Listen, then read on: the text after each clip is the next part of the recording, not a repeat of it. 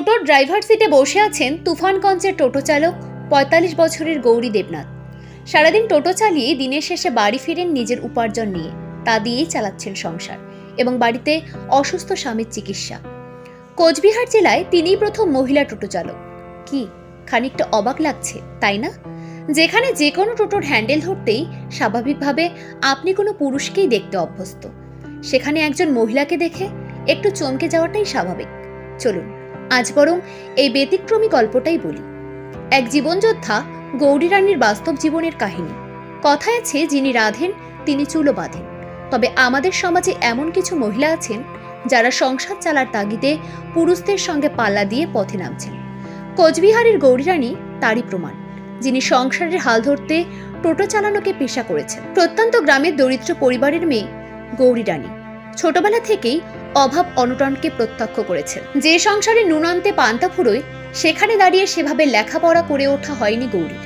তবে তিনি উপলব্ধি করেছিলেন পেটের টানে খেটে খেতে হয়, আর তাই ওই অনুভব থেকে নিজেও নেমে পড়লেন কর্মক্ষেত্রে। সেই থেকেই শুরু। প্রথম গৌরী কিছুই জানতেন না। কি করে টোটো চালাতে হয় সে তো অনেক দূরের প্রশ্ন। টোটোতে কোথায় কোন জিনিস থাকে সে ব্যাপারেও কোনো ধারণা ছিল না তার। কিন্তু যা ছিল তা হলো কিছু একটা করে নিজের সংসারটাকে চালানোর জেদ, পরিশ্রম করে সৎপথে নিজের পরিবারটাকে একটু দাঁড় করানোর জেদ। রোজ সকাল আর বিকেলে টোটো নিয়ে বেরিয়ে পড়েন তিনি, আর বাড়ি ফিরেন রাতে। তবে বিষয়টা শুনতে ভালো লাগলেও বছর ৪৫-এর গৌরীর জীবনের চলার পথটা সহজ ছিল না একেবারেই। এমনকি আজও ড্রাইভিং সিটে গৌরীকে দেখলে কপালে ভাঁজ পড়ে অনেক যাত্রীর।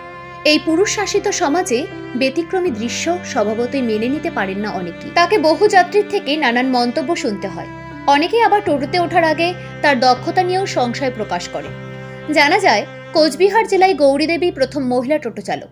সংসারে নুন আনতে পান্তা ফুরোয় অবস্থা, বাড়িতে অসুস্থ স্বামী, সংসার চলবে কি করে, এই ভাবনায় হতাশ হয়ে বাড়িতে বসে থাকেননি তিনি। আত্মীয় স্বজনের কাছ থেকে টাকা ধার করে কিনে ফেলেন একটি টোটো। কয়েকদিন ভালো আয় হওয়ায় আত্মবিশ্বাস যেন কয়েকগুণ বেড়ে যায় গৌরী রানীর। কোচবিহার জেলার তুফানগঞ্জের ২ নম্বর ব্লকের অসম বাংলা সীমান্তবর্তী এলাকা ভানুকুমারী গ্রাম। সেই ভানুকুমারী গ্রামের ভোলানাথ চৌপতিতে বাড়ি গৌরী দেবনাথের। দীর্ঘ ৯ বছর ধরে তিনি টোটো চালাচ্ছেন। তার আয়ে আজ চলছে সংসার। বাড়িতে অসুস্থ স্বামী, ওষুধ আসে টোটো চালক স্ত্রীর আয়ে। ৫ সন্তানের মুখে খাবারও জোগাড় হচ্ছে। টোটো চালিয়ে ইতিমধ্যে এক মেয়ের বিয়েও দিয়েছেন গৌরী রানী। একজন মহিলা হয়েও পুরুষ শাসিত সমাজে মাথা উঁচু করে রোজগার করছেন তিনি।